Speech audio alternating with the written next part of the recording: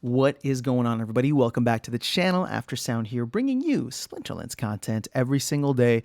We also stream right here on this channel every Tuesday, Thursday, and Sunday morning, so come by and say hello. All right, another pre-proposal.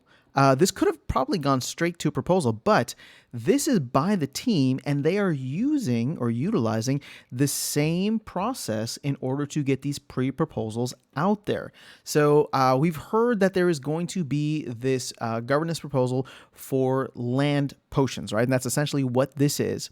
But before we even dive into it, I want to highlight the fact that the team is treating this the same way that they're asking the community to treat it. You can see here that there is a transaction number at the top, meaning that in order to put this proposal forward, the team also did pay and burn about 60 bucks, but 100,000 DEC, roughly 60 USD right now, or $100 in whenever DEC is back at PEG. So shout out to the team. Appreciate them kind of, this is really turning into a community project right now. And even the team is following this. So I love that. I wanted to make sure that we highlighted it before we even get into anything within the governance proposal. So let's go ahead and dive in now. This is the Boost Land Survey Chances by burning DEC and DECB. Okay, so I don't want to read this whole thing to you as usual. There's, it's not that long. What does it say here? This site doesn't, it's the hive.blog that gives, or not hive.blog. It might be PT that gives the rough time estimate on how long it's going to take you to read. So I don't know about that, but I am going to just skim through it for you.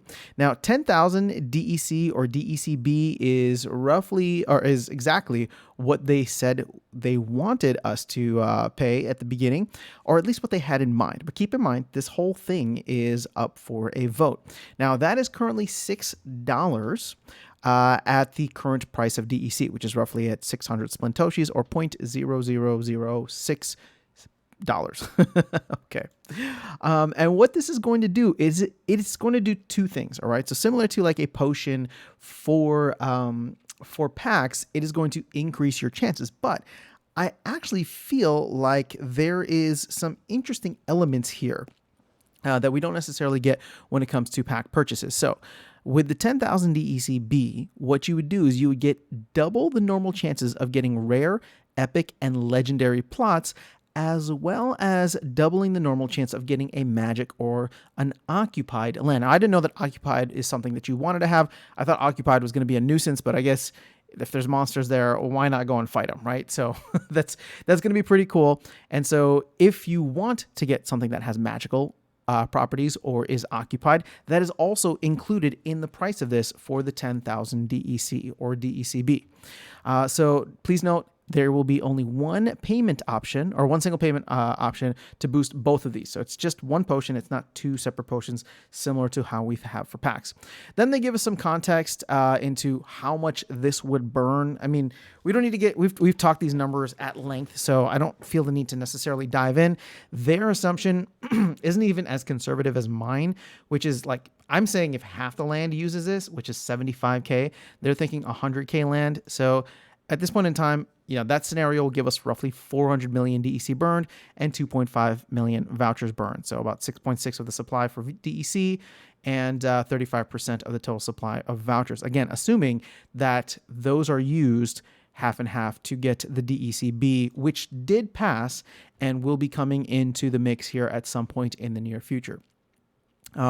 This was interesting though. I did not realize it, and I'm sure this kind of like levels up to, well, I guess it doesn't really level up to regions, because tracks are just a part of regions. So what they say here is, please note that we intend to have minimum guarantees for the number of plots of each rarity and the number of plots that have magical resources or are occupied within each tract, not region, but within each tract. So that means that within each tract of land, there'll be a minimum guaranteed number of rare, epics, and legendaries, along with plots that have magical and occupied resources. So if you own a tract or own all the plots within a tract, you are guaranteed X amount. We don't know what those percentages are just yet.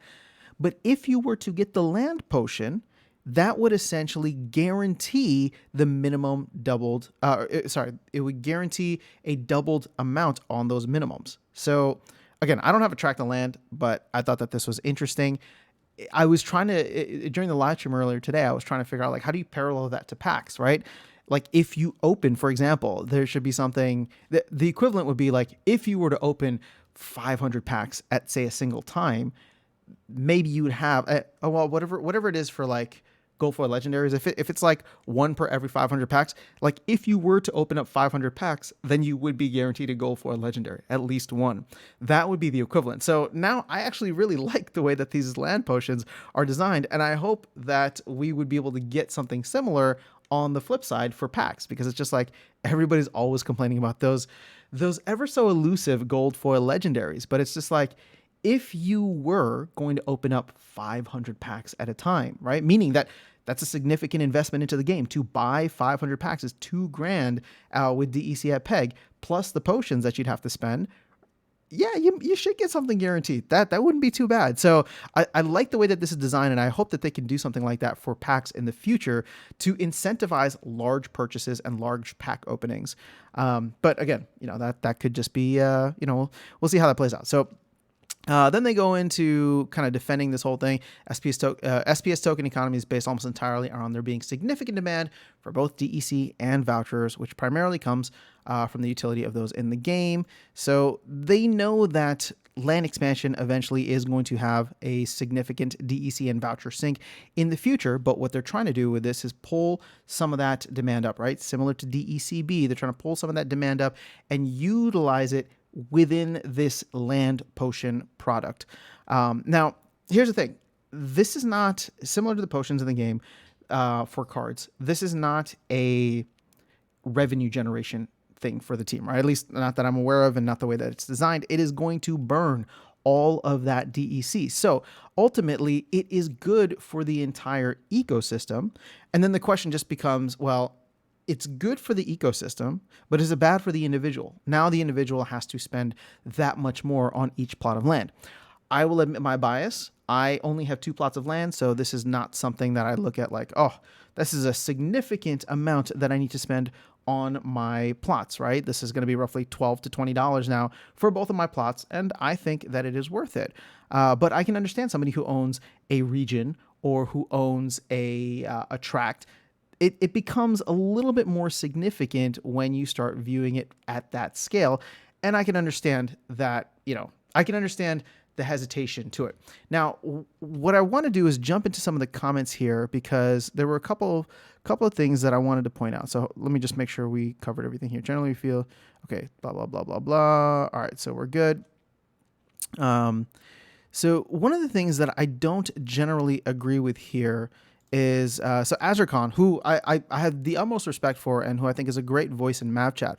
But the sentiment here, generally, we shouldn't ask for additional money for a product that is already sold. I disagree, because this is not an additional charge. You already have your land, and you can already open your land. So when the comparison is made, and the team has tried to do this, the comparison is made to packs. You don't have to use potions when you open your packs. And in the future, it sounds like, if they, re-enable potions for reward chests, you don't have to use potions for your reward chests either. But if you want to, the option is there. And I think that's going to be the case, or that's how I view the land potion, or whatever they end up calling these, but land potions as in a similar vein, right? Like if you don't have to use it, you've already bought something. So asking for additional money, which again is not going to the team, but is just going to help to build a more robust ecosystem by burning some of this excess DEC that we have. I disagree with that sentiment. The sentiment that I do agree with, though, and there's a lot of heavy hitters here who are saying that they're not for it, although I am curious to see how this ends up playing out. But where's New Age Ivy? So this is probably the only negative sentiment or anti-sentiment that I would agree with. And that is, I think without knowing the other costs related to land, it is unfair and onerous to ask for 10,000 DEC for each plot, which would make landowners holding for years now need to wait more to get all their land surveyed when it's available. So I would rather higher costs when building, staking, and maintenance, which are yet to be decided, instead of the potion. Okay, so I can understand that position. I don't necessarily agree with it, but I can understand the idea that, well, we don't know what the costs are, and now we're being asked to arbitrarily pay $6. Here's the other thing too, and I don't know if somebody mentioned this, but to counter that to add a counterpoint, right, to this whole thing. Even though if you haven't been able to tell, I'm already probably going to be in favor of it because I think it's good for the ecosystem, and yeah, I think it's good for the ecosystem. So, and I view it the same as PAX. But the counterpoint to this would be, how significant is that price point? Now, when you think about land being sold for like $100, $6 compared to that, or 128, whatever it is, it's not that high. It's like what, 6% of the total cost of land. The thing is, they sold land for anywhere between $10 to $20. So now, if you're saying that a magic potion or whatever, a land potion, I don't know why I said magic, but a land potion is going to be $6 out of 10 to 20. I mean, now we're looking at something significant, right? Like that's 30 to 60% of the original cost in order to double the chances. I don't know that that's necessarily the best metric. I mean, when you look at what is that called? When you look at packs and the potions for them, it's roughly 40 cents, 40 to 45 cents. Maybe you get a little bit of a discount on the $4 packs, right? Again, at par or at peg. So that's like 10% versus this like 30 to 60% of where it is from a store price, which is again between $10 to $20. If you compare it out to like where land is now, selling for $128 a pop on Hive Engine or in the shop, it becomes insignificant then. So just something to think about. But I'm curious to get your thoughts, how you are feeling about this. So let me know in the comments below. 1, are you a landowner? And 2, if you are, whether or not you're a landowner, are you planning to vote for or against this? Obviously, we can go ahead and see where things currently stand. And in fact, I will go to, let's go to Peak Monsters today. And we'll go to proposals, and we can see that as it stands, its approval is at 69%. And I believe, yeah, there's more than enough votes for it to be valid. So as of now, it's still, it's high enough to pass.